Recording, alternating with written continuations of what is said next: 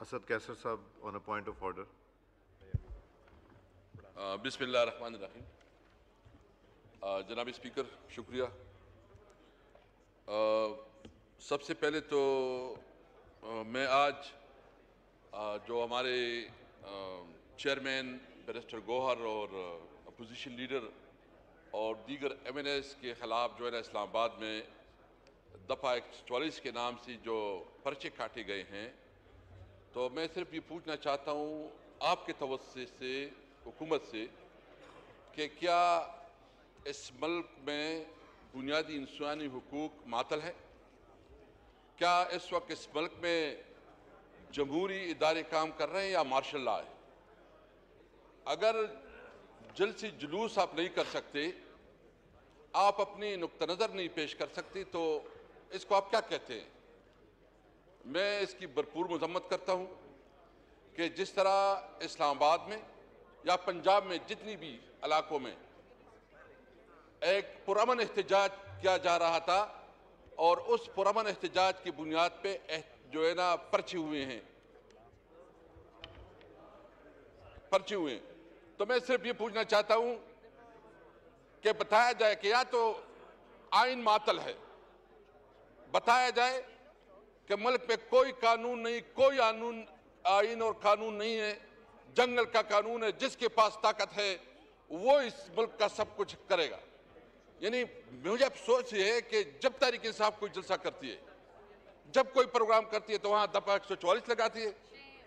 मैं पूछना चाहता हूं, लॉ मिनिस्टर साहब भी इधर बैठे हैं, आप बताएं कि दफा 144 और फिर आप जो है ना, मुझे बताया गया जो असेंबली की रूल्स हैं, स्पीकर साहब मैं ये पूछना चाहता हूं कि असेंबली की रूल्स हैं कि जब किसी MNA को गिरफ्तार किया जाएगा तो सबसे पहले स्पीकर से इजाजत ली जाएगी। तो पंजाब में जो हमारे MNAs को गिरफ्तार किया गया था, क्या आपके नोटिस में लाया गया? क्या आपसे पूछा गया? क्या इस असेंबली का, क्या ये असेंबली इस तरह चलेगी? उसकी बुनियादी वजह यह है कि स्पीकर साहब आपके ऊपर ज्यादा रिस्पांसिबिलिटी आती है। जब हमारे अपोजिशन लीडर और MNAs को गेट पे रोका गया, उस वक्त आपको इसके ऊपर भरपूर एक्शन लेना चाहिए था। अगर इसके ऊपर आप एक्शन ना ले तो फिर तो इस असेंबली का कोई वजूद ही नहीं है। ये असेंबली तो मुझे तो अभी लग रहा है कि असेंबली इस तरह लग रही है कि 85 की जो से पहले जो मजलिस शूरा थी उससे भी कमजोर हो गई है। दफा 144 जो है ना जवाब बना के हमें जो है जलसे जुलूस नहीं करने दिया जा रहा। सिंध में हमने जलसा करना चाहा कि हम सिंध में जलसा करना चाहते हैं। बिलावल भुट्टो साहब तो माशाल्लाह बड़ी बड़ी तकरीरें करते हैं, बड़ा अपने आप को जमहूरी लीडर कहते हैं, लेकिन हमारा एक जलसा उससे बर्दाश्त नहीं हो रहा। भाई हम कौन सा इलीगल काम कर रहे हैं, हम कौन सा गैर कानूनी काम कर रहे हैं? हम तो पब्लिक तक अपना नुक्ता नजर पहुंचाना चाहते हैं। पीपल पार्टी जलसे करे सिंध में, कराची में कोई मसला नहीं, सिंध में जलसे करे कोई मसला नहीं, तरीके साहब जलसे करे तो उसके ऊपर दफा 144 इजाजत नहीं देती। क्या हम इस मुल्क की शहरी नहीं है? क्या हमारा यह हक नहीं है? क्या आइन और कानून हमें यह हक नहीं देता कि हम अपने मुल्क में अपनी बात लोगों तक पहुंचा सके? हमने तो सिर्फ इतनी बात की है कि जो ये इलेक्शन हुआ है, ये बदतरीन रिग इलेक्शन हुआ है, इसमें अवाम की मैंडेट को बुरी तरह पामाल किया गया है।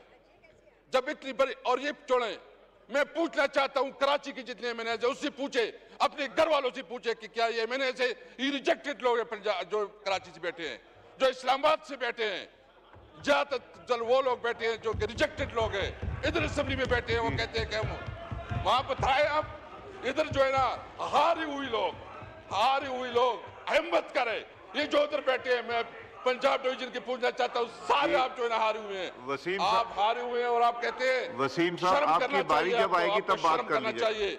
मैं पूछना चाहता हूँ, हम क्या कहते हैं?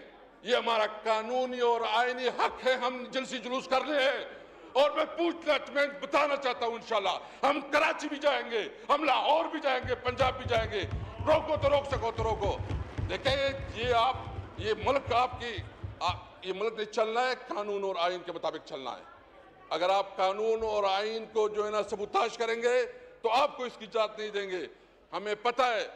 और दूसरी बात, जो इस वक्त आप सबसे बड़ा जुल्म कर रहे हैं कि हमें जलसी भी नहीं करने दे रहे, दफा 144 लगा रहे हैं, हमारे ऊपर पर्चे कट रहे हैं। इसने क्या जी जुर्म है कि इसने इस्लामाबाद में जलसा किया? स्पीकर साहब, मैं आपने प्रोटेक्ट करना, ये क्या ये हमारा चेयरमैन है, एक लीगल बैकग्राउंड से ताल्लुक रख रहे हैं। तो एक तो हम ये चाह रहे हैं कि अगर हमें इस तरह हमारे साथ रवैया रखा गया तो ये असेंबली नहीं चलेगी। अगर आप हमें बोलने नहीं देते पब्लिक में, हमारे खिलाफ जो है ना जितनी प्रोपेगेंडा किया जा रहा है, और अभी मई का महीना आ रहा है, ये फिर जो 9 मई करेंगे। मैं कहता हूं जी, जितना तुमने रोना रो लिया, जितना तुमने अपना नैरेटिव उठा लिया, आवाम ने 8 फरवरी में आपके इस नैरेटिव को जमीन बोझ कर दिया है। आवाम ने फैसला कर दिया है कि तुम जो कह रहे थे वो झूठ है, गलत है। आए 9 मई के ऊपर कमीशन बनाए, जुडिशियल कमीशन बनाए। और अगर आप चाहते हैं तो चारों सूबों की चीफ जस्टिस को वो इस कमीशन का हिस्सा बनाए। इंसाफ का तकाजा सामने आ जाएगा, जो भी जिम्मेदार है उसको सजा देनी चाहिए। ये जो कुछ कर रहे हैं, एक मिनट यार,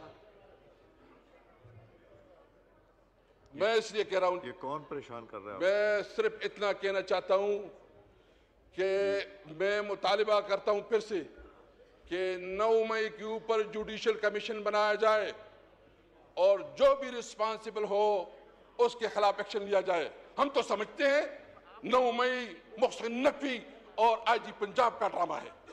हम समझते हैं 9 मई एक साजिश थी कि तहरीक इंसाफ को कैसे इक़्तिदार से और आवाम के मैंडेट से रोका जाए, तहरीक इंसाफ के खिलाफ कैसे प्रोपेगेंडा किया जाए, तहरीक इंसाफ को कैसे इस तरह जो है ना, जो उसके पास पब्लिक सपोर्ट है, उस पब्लिक सपोर्ट से महरूम किया जाए। तो इसलिए मेरा मुतालिबा है। और दूसरी बात जो मैं करना चाहता हूं इस वक्त, स्पीकर साहब जी, असद साहब जी, शुक्रिया स्पीकर साहब। हम चाहते हैं कि पार्लियामेंट मजबूत हो, हम चाहते हैं कि तमाम ताकत का सरचश्मा अवाम है, जो पीपल पार्टी कहती थी, और उसके नुमाइंदे यहाँ इस असेंबली में बैठे हैं। तो हम पार्लियामेंट को मजबूत देखना चाहते हैं। हम चाहते हैं कि मुल्क में कानून और आइन की अमलदारी हो। हम चाहते हैं कि मुल्क में आइन बालदस्त हो। हम चाहते हैं कि मुल्क में कानून की हुक्मरानी हो। हम चाहते हैं कि आज़ाद अदलिया हो। इस तरह अदलिया नहीं जिस तरह इस्लामाबाद में 6 जजों के साथ किया गया, जिस तरह उसकी तज़हीक की गई, उनको दबाया डराया गया। हम चाहते हैं कि अदलिया आज़ाद हो और आज़ाद फैसले करे। हम सब चाहते हैं कि मुल्क में सिविलियन सुप्रीमेसी हो।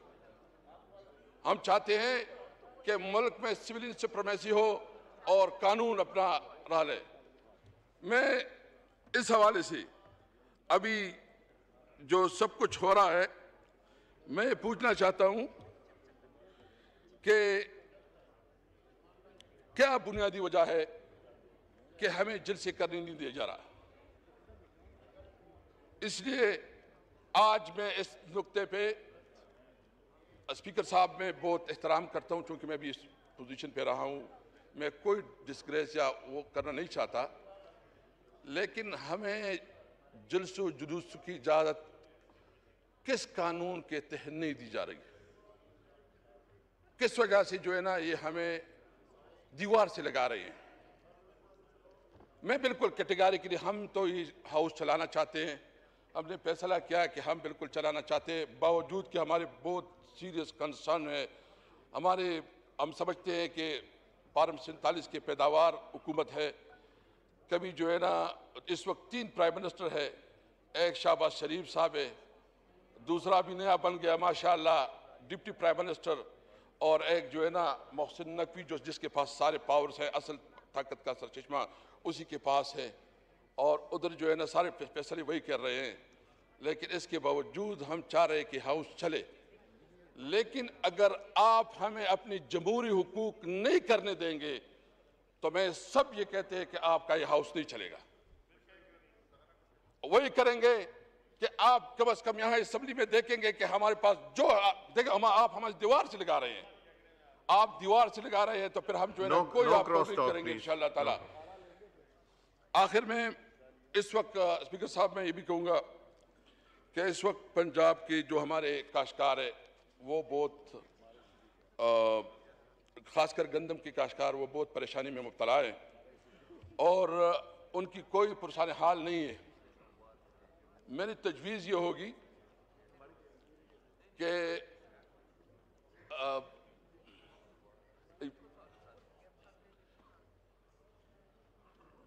मेरी तजवीज़ ये होगी, आपको याद होगा तो हमने एक बड़ी एग्रीकल्चर कमेटी बनाई थी।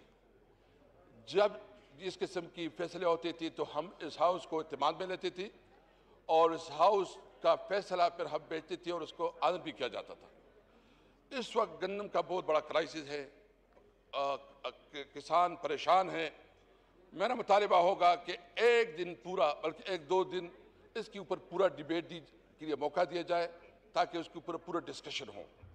और मैं आज यहाँ से अपनी पार्टी की तरफ से ऐलान करता हूँ कि जो पंजाब के किसान इस वक्त परेशान हैं, हम इंशाअल्लाह भरपूर तरीके से उस एहतजाज में शामिल होंगे, उनके साथ होंगे।